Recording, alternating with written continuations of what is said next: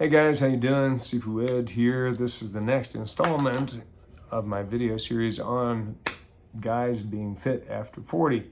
Sorry it's taking me a while to get this up. We just started our adult classes this week and it's been a little hair-raising in terms of all the stuff that we had to do. But I'm back. And I'd originally envisioned this as being a 3-part or 4-part series. I think I'm going to break it up more than that so that I'm not going on for days, because I know nobody's going to listen to it. I just recorded a video for what I considered to be part 3, and it ended up being 20 minutes, and I trashed it because who's got 20 minutes to sit around listening to this? So bear with me, and I won't confine myself to a particular number of these I'm going to do. It's not going to be a million, but maybe 5 or 6 or something like that. So anyway, part 3. Part 3 gets into the nuts and bolts of the working out process. We discussed last time mindfulness and spirituality and how that plays into overall health. Today, what I'd like to talk about is how this actually, what do we do to work out? Because that's the big question that everybody always asks. What do I do? And I'm going to evade it again because there's a little bit of a setup that goes with it. What I'm going to talk about today is setting yourself up for success in an environment in which you can flourish. So what do I mean by that? There's basically 2 different ways that you can work out: in a group or by yourself. That's pretty much it. And there are all kinds of activities that you can participate in to be able to do both. So what I want to do is talk about finding a way in which we can commit to both some type of group training and some type of individual training. So first off, the group. Why would you even do that? Lots of people work out on their own. I don't have any problem with it. I've always been kind of a lone wolf. I just go do my thing. I never really wanted to do much when it came to groups. And then I began to look at that and realize, well, that's not entirely true, because I've been doing martial arts my whole life, and that's with a group. And I always enjoyed the camaraderie of having that group with me. So yes, it is a group activity. For me, I hated doing road work when I was fighting. So just going out and running, there were times when I enjoyed it, but man, most of the time, I just couldn't stand it. I would do it because I had to have the systemic endurance that came from the running, but I didn't like it at all. For me, hitting pads, being with a group, working out, sparring, all that was just far superior to being by myself, and certainly on some kind of machine. Would not do that, hardly at all. So what can you do? Well, lots of stuff. I used to really like playing basketball. I do pick up games, but they end up largely, if you don't know the people, you don't know what you're getting into, and the type of attitude that the people you're dealing with, and it ends up getting hostile, and then nobody has any fun. Not always, but that happens. And if you ever play pickup basketball, you know what I'm talking about. Then you play with a group of people that you know. I enjoyed that for years. That was a lot of fun. There's an element of accountability that comes with that.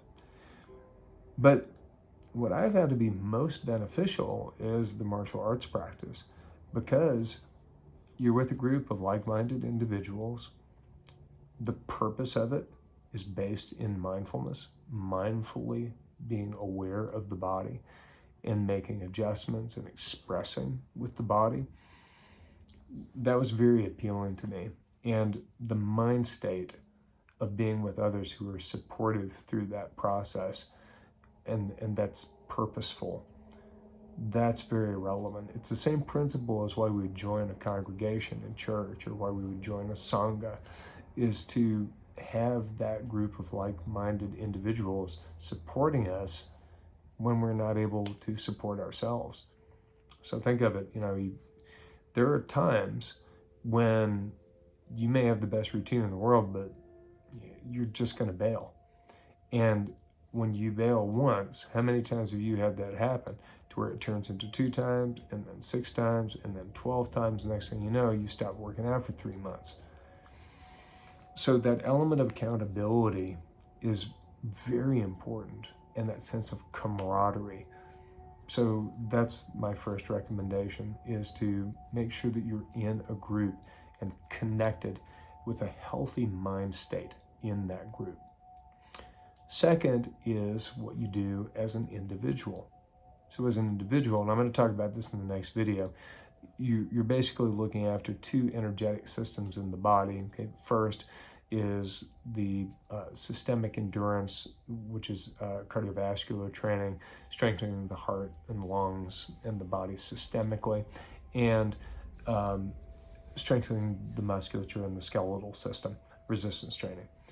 I'll talk about that in more depth in the next video, but you have to establish a routine, and you have to do that in an intelligent manner, which takes into account pre-existing conditions, your previous injuries, your state of conditioning at the moment and where you would like to get to, your goal orientation. All of this is a big part of that.